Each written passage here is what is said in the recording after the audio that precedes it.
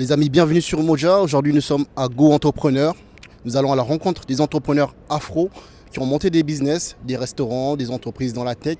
Et nous allons leur poser la question de savoir comment ont-ils monté leur entreprise. Ont-ils été financés par des banques ou alors ont-ils financé leur entreprise avec des fonds propres ou la famille par exemple. Alors, suivez-moi dans cette interview. Donc, nous allons à leur rencontre et n'oubliez pas de commenter, liker et partager. Bonjour Saïd, ça va? Bonjour, comment ça va? Ouais, ça va, merci. En tout cas, bienvenue dans le média Umoja.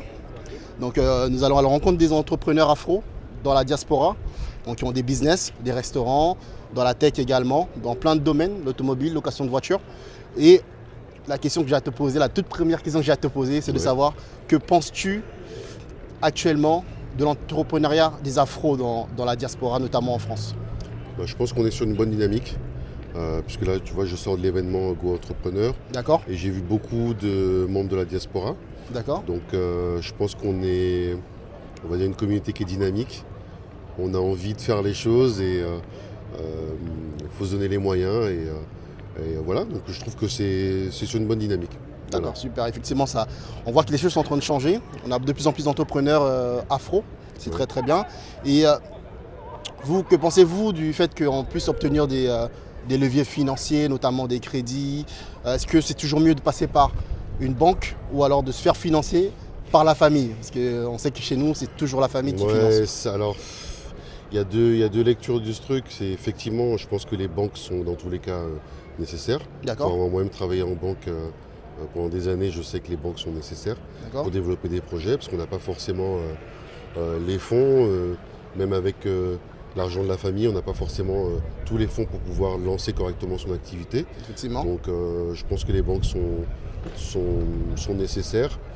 Après, si on peut effectivement se passer d'endettement pour commencer son activité, en soi, Mais c'est pas facile. c'est l'idéal. Mais concrètement, c'est pas forcément tout le temps facile à Pas faire. facile, effectivement. Mais ce serait l'idéal. Ce serait l'idéal.